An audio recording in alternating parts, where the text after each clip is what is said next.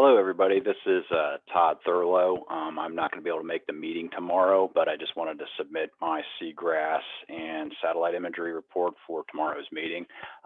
It's almost midnight, so the lake's right now at 13.5, but that's midnight is when they set the reports for the lake level. So you might see that on tomorrow's report at, what did I just say, 13.5 feet.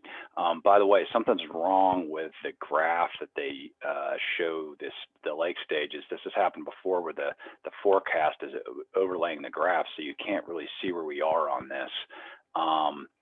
The lake did bottom out at 12.49 feet. So we're about, just about exactly a foot above where we bottomed out on June. This is actually midnight, June 15th, on the June 16th report. Another place where you can see that on my website is if you go to the live data, there's a hydrograph from the South Florida Water Management District, which will give you that in a interactive form. So here it is right there, July 20th. And you've got 13.48, so we're just above the low line as of the 20th, and so we're probably going to be right on the line again tomorrow. So to the seagrass update, there was an imagery pass of the Sentinel satellite on the 19th, on July 19th. So the seagrasses seem to be continuing the recovery. Can't really tell from the satellite if that's all grass or some algae mixed in there. I haven't gotten a chance to go out there personally in a little while. Go one day or one image before is the July 4th image, so you can see all the boats enjoying the sandbar on the 4th of July without the discharge water getting in their way. But there is some local basin runoff coming through here, which I'll show some discharge data for in a second. But just to put that into perspective on the seagrasses, it's doing much better than it was back in December when you could tell it was just completely wiped out in the satellite imagery. Blue water, but also no grass from the discharges before. And to put that into perspective, this is what it looked like back in 2007 with the thick seagrasses, and this is what's affecting the manatees. They have no seagrasses up in here anymore to eat. So I think that's it for the seagrasses. Just taking a look here, Caloosahatchee, as I speak, is at 3,100 CFS. It's been at about 3,000 CFS for quite a while. During the daytime, if you come on here, you may see S308 going backwards. So that's what I'm going to show you here in a second. It's usually not open at night, but during the daytime, if there's some local basin runoff in the C44, luckily they've been sending that west to the lake instead of east to the river. So all those 4th of July people didn't have to get that much more water than was already coming out of the local basins. So looking at the C44 basin runoff, this is what I'm talking about. April 22nd was our last little blip of lake water coming out, but our S308 up at the lake has been going into the local basin, but not into the river. And then when we got these rains, here it is going backwards, and this dip down here around July 4th, July 2nd. This is a 19-day period. I added it up from the table below. It's about just shy of 12,000 acre feet. So that's about 25% of what would otherwise be considered local basin runoff. So, by not having to take the C44 basin, it cut our discharges into St. Lucie by about 25%, if not more. So that's a big deal. I think you all probably before this report were talking about, the CC plan,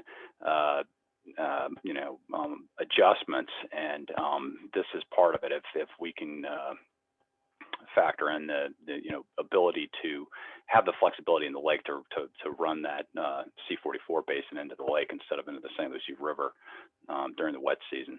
So also, I just want to point out the Caloosahatchee too, in comparison to us. If you look at this chart in the last 45 days, we've been spared. We've been lucky. We haven't had any discharges from S80, in at least the last 45 days. But if you look at S79, the Caloosahatchee is getting hammered. In the last 45 days, they've had 53 billion with a B, 53 billion gallons of water into the Caloosahatchee River. That's 165,000 acre feet. So to the satellite imagery real quick, in the HAB imagery, the last really good satellite pass was on the 19th, and there was quite a big bloom out there. You can see in the natural or the true color imagery, it's not really showing up bright. So when we're talking about, I think you all may have talked about the objectives in the CC plan, if we can factor in the algae on the lake as far as flexibility to not discharge when we have a bloom like this out there. We have to figure out the intensity too, because just the size of the bloom is really just part of it, because you can have a big bloom that's not intense. The reality is there's always a bloom there. It's just not intense. It's just a sunlit day when it blooms that much more that you see it, like here on the 19th. One thing I also want to show, because this is a perfect example of these last 4 images in the last 3 days, that the satellites are also affected by the angle of the imagery, not just the clouds. So this was on the 20th. These 2 satellites, the Sentinel satellites, pass over in pairs. So these 2 came over on the same day. You can tell that this one was directly overhead, a lot of reflection off the lake. And so just because it's showing clear here, I'm not sold that it's clear, because the satellite's thrown off by that reflection. And then this one is way far off in the east, and you can see it's all pixelated. So it's also not going to pick up over here in the HAB bands as much because of the angle that it's at. And just to illustrate what that looks like, I put it up against the satellite passes. So there's that image, and it shows that the satellite was way out here at 38 degrees, and that's why it's having a hard time seeing the algae from all the way out here east of the Bahamas. This one passed right overhead. There's the reflection. Here's our good image. This is a good image day when you're just off the east coast and you get it overhead, but not in the sunlight reflection. You can see the algae.